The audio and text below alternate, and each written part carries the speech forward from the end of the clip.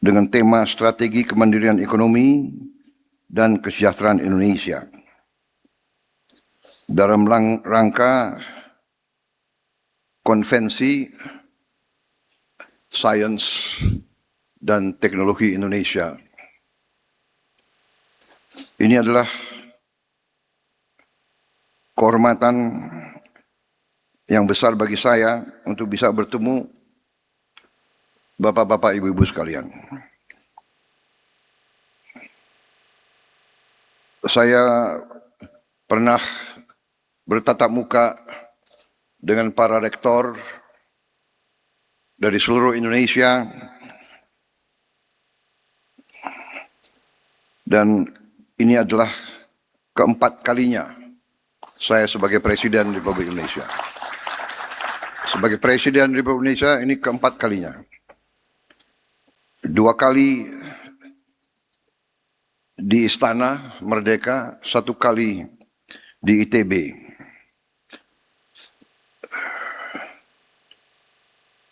Saudara-saudara,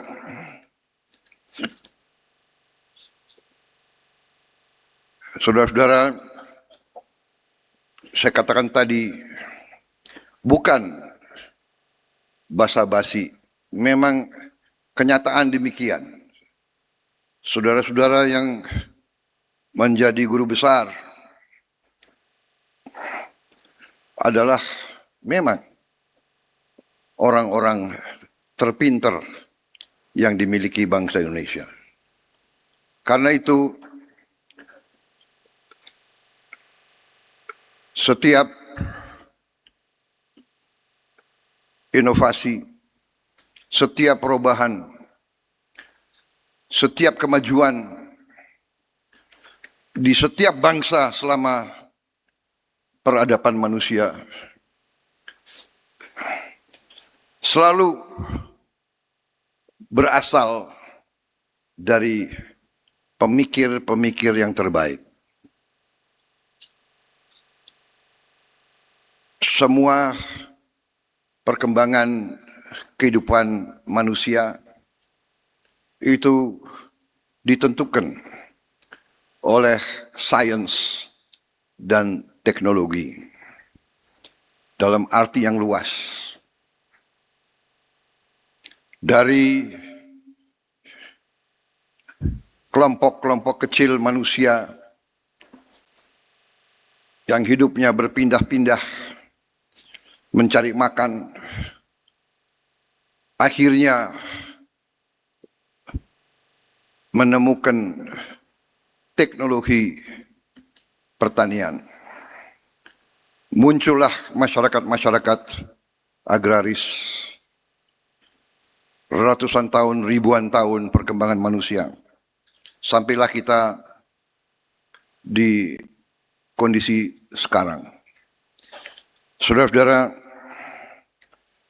kita bernegara, kita berbangsa, tujuannya harus kita faham dan kita mengerti, yaitu untuk mencapai suatu kehidupan yang layak dan yang baik untuk rakyat kita. Itu tujuan bernegara. Semua adalah jalan menuju itu. Karena itu, saya sebagai insan, sebagai individu yang diberi kepercayaan oleh bangsa Indonesia untuk memegang kendali pemerintahan adalah tugas saya, adalah kewajiban saya untuk menghadapi dan untuk menghadapi kesulitan-kesulitan yang dihadapi bangsa kita dan mencari solusi terhadap kesulitan-kesulitan itu. Dan dengan demikian, saya dari awal sangat sadar peran dan penting para ilmuwan, para guru besar. Dan karena itu, kalau saudara simak, hampir di setiap bidang pemerintahan yang kunci, saya ikut sertakan profesor-profesor dalam posisi-posisi yang sangat menentukan. Saudara-saudara,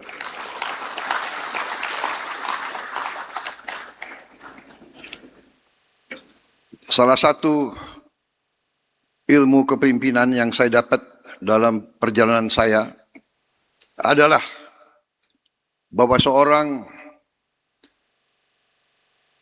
pemimpin, seorang nahkoda harus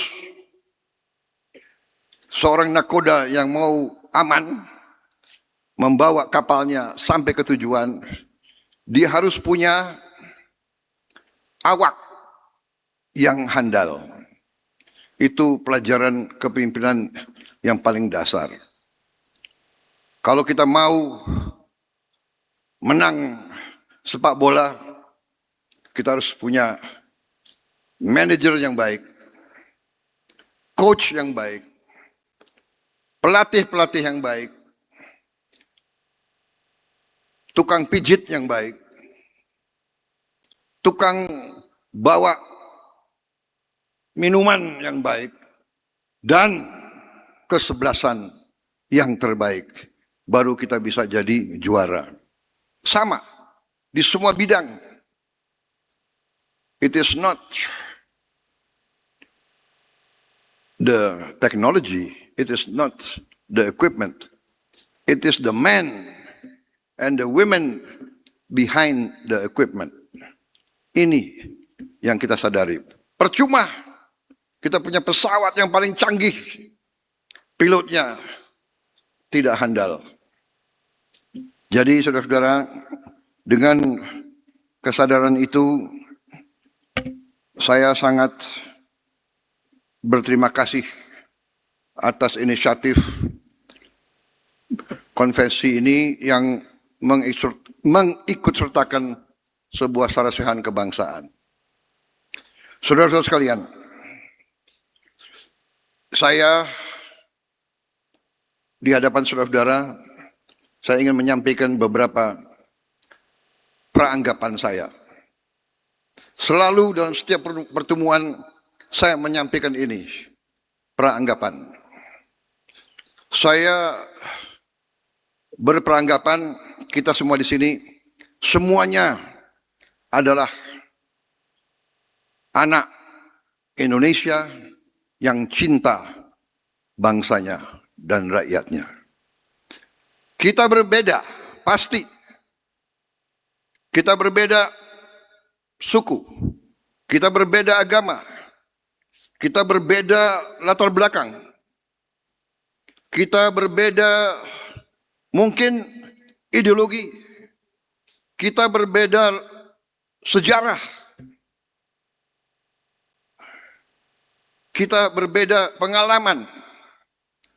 Saudara-saudara, ada apalagi profesi, ada yang dokter, ada yang insinyur sipil, ada yang insinyur mesin, ada yang insinyur pesawat terbang, ada yang ahli arkeologi, ada yang ahli antropologi, ada yang ahli bahasa, ada mantan tentara, ada pengusaha.